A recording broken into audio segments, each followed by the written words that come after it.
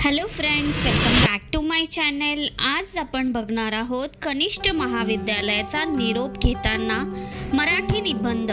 चला तर मग सुरू करूया आजच्या या व्हिडिओला। आज 12वीचा शेवटचा पेपर। माझी आसन व्यवस्था माझ्याच महाविद्यालयात होती। पेपर संपत आला तसे मन अस्वस्थ होऊ लागले। एक वेगळीच हुरहुर मनात दाटून येऊ लागली। पेपर संपला तरी मला जागेवरून उठवेना। मी काही वेळ बाकावरच बसून राहिलो। काहीतरी संपत चाललेले होते। उंजळीतील वाळू बोटांच्या फटीतून भुळभुळ गळून पडावी तसे काहीतरी निसटून चालले होते। गेल्या 2 वर्षातील अनेक घटना नजरेसमोर तरळू लागल्या।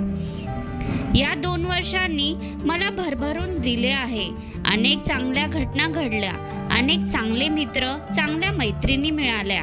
या 2 वर्षांनी मला शहाणे केले। 10वी संपताना वाटायचे आई बाबा मला उगाच लहान समजतात। मी लहान का राहिलोय? मला सर्व काही समजतेय। मी खूप शहाणा आहे। पण आता लक्षात येते मी त्यावेळी खरेच लहान होतो। 11वी 12वीच्या 2 वर्षांनी मला खऱ्या अर्थाने मोठे केले, मला शहाणे केले। मी जागेवरून उठलो आणि वर्गाबाहेर पडलो।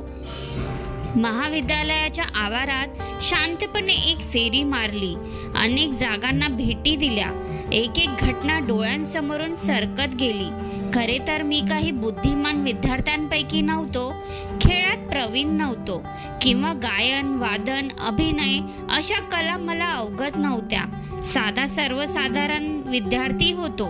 पण या महाविद्यालयाने मला खूप काही शिकवले, जगण्यासाठी फार मोठी सामग्री दिली, आत्मविश्वास दिला।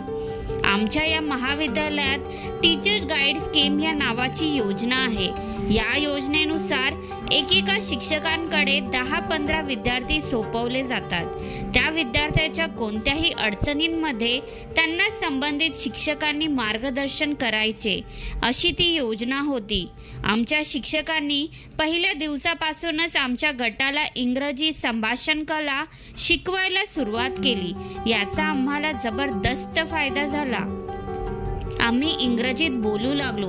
वर्गामध्ये प्रश्नोत्तरात चर्चात भाग घेऊ लागलो। आमच्या या शिक्षकांनी आणखी एक उत्तम गोष्ट केली। त्यांनी परीक्षेचे तंत्र झकास शिकवले।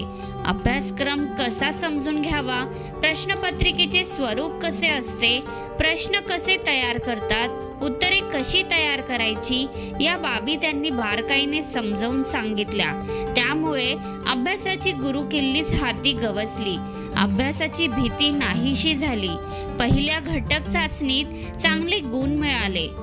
मी खुश आणि आई बाबाही खुश। माझा आत्मविश्वास वाढला, वावरण्यात रुबाब आला। महाविद्यालयीन दिवस आनंदी बनले। माझे भाग्य असे की येथे मला खूप चांगले मित्र मिळाले। त्यांच्यामुळे मी काही उपक्रमांमध्ये सहभागी झालो।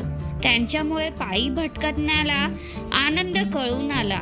कधी कधी आम्ही बसमध्ये बसायचो, कोणत्या तरी एका थांब्यावर उतरायचो आणि 1-2 तास त्या परिसरात पायी फिरायचो।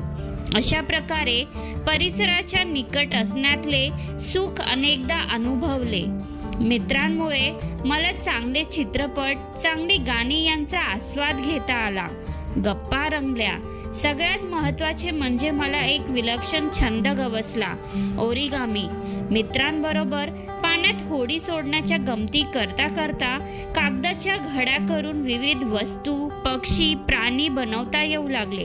जेथे जाईन तेथे माझे कौतुक होऊ लागले। लहान मुलांचा तर मला गराडा पडू लागला। मलाही त्याची चटकच लागली। मी मग रत्नाकर महाजन, अनिल अवचट अशा लेखकांची ओरिगामीवरची पुस्तके वाचून नवनवीन आकार शिकू लागलो।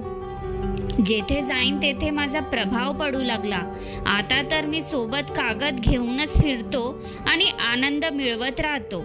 या महाविद्यालयाने माझ्यासारख्या एक अगदी सर्वसाधारण विद्यार्थ्याला आत्मविश्वासाने व अभिमानाने जगण्याचा मार्ग दाखवला।